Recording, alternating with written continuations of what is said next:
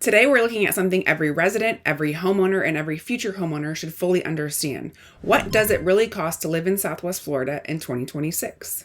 From housing to groceries, insurance, utilities, I am breaking it all down so you can fully understand it. Hey, I'm Jessica Gatewood. I am a locally born and raised Southwest Florida real estate expert, and I want to make sure that you stick around to the end of this video so you can find out how to get your own personalized snapshot of cost of living based on your lifestyle here in Southwest Florida. All right, first up is housing. Right now, the median list price in Southwest Florida is $399,000, and the average cost of living is about 30% higher than the national average here in Fort Myers. So what does that mean for you? If you're buying, you can expect your mortgage, your insurance, and your taxes payment, which are usually bundled into one, to drive a significant portion of your monthly budget. If you're renting, I am seeing that rental market has stabilized significantly from the peak of the market. There's a lot more inventory and the pricing is a lot more reasonable. And in 2026, it seems that trend is going to continue. So whether you're buying or renting, the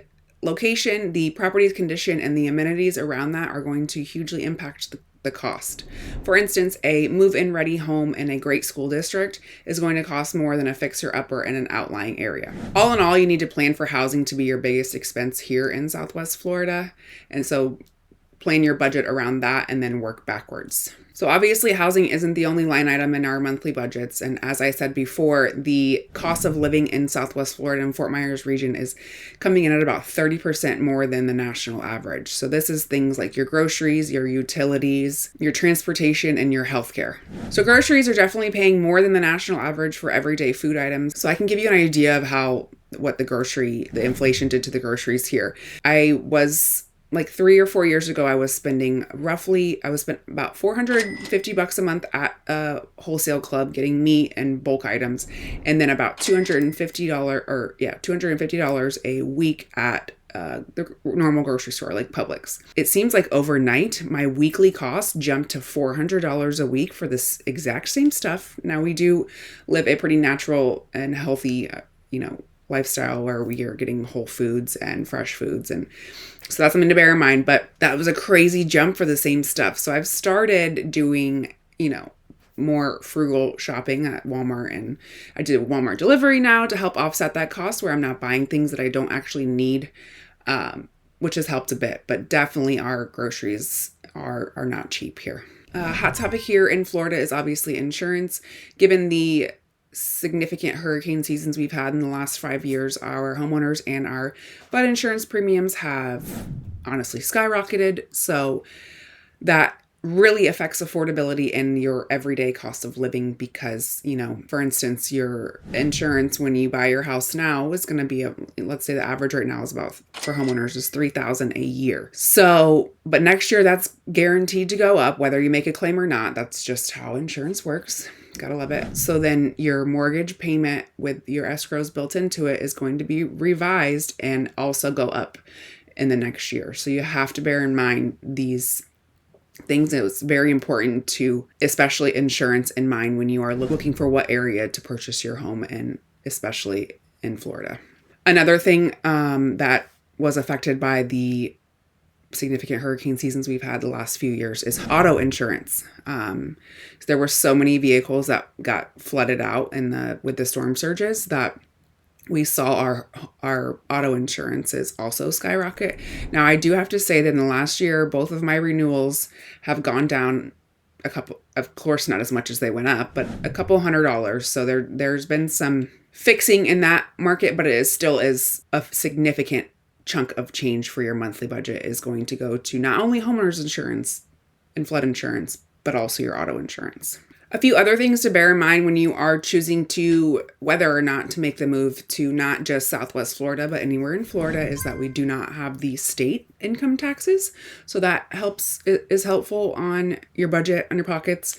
And then we also, our cars are not, I know some states have a annual inspection that has to be done and you got to pay taxes on them. So we just have our tag renewals annually that are, depending on what kind of vehicle you have, it goes by the tonnage of your vehicle, but anywhere from like $75 to $150 for like a SUV.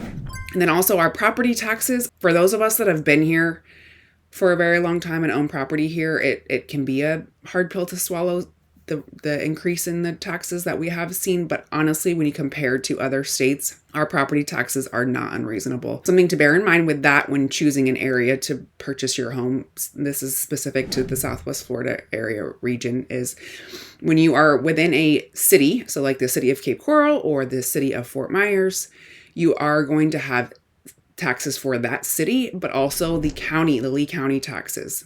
So within a city municipality, your taxes are going to be higher than if you are in a unincorporated portion of Lee County, like North Fort Myers. You only have county taxes. So that's also something to bear in mind. And if that's something that you want to be mindful of, I can definitely send you a map. Just reach out, and by any of the contact methods below, I can give you a map of those municipality outlines. So what does 2026 hold for us as far as the cost of living and the real estate market in Southwest Florida? I do believe we will continue to see our market at this kind of leveling off pace that we've been at for the last year to 18 months, where we do have a lot of movement in the market, but it is not nearly as fast as we were seeing a year ago. And pricing is so important for sellers, and for buyers that means that you have more opportunity and we don't have to make rash decisions on homes. Although I am seeing a little bit of buyer freeze in this state because there is so much inventory that they're just kind of like, I don't know which house to choose, I don't know which one is right. So it can be a little bit of an overwhelming market also, but I do think that all in all, the Southwest Florida market is going to remain about the same as it has been for the last year. I think the interest rates are projected to hover still about in the sixes, hopefully the lower sixes. But at this point, I'm not going to hold my breath waiting for interest rates to help our real estate market. For sellers in a saturated market where the cost of living is 30% higher than the national average, it is more important now than ever to come out with the best price and the best condition of your property from the very start. Now, the average days on market is already, 80 or 90 plus. You don't want to add to that by testing the market with a higher price than what the market is telling us it's worth today. Thanks for joining me here today on the true cost of living in Southwest Florida in 2026. If you are thinking about buying or selling, or simply just want to benchmark your cost of living in Southwest Florida, I have got something for you. You can download my free cost of living snapshot, which is linked in the description below, or you can just go ahead and schedule a 15 to 20 minute consultation and we can go over everything you must know, any questions you have before you decide to make Southwest Florida your next home. Don't forget to like and subscribe so you don't miss out on any of my future videos. I have so much planned coming your way for 2026. I'll talk to you soon.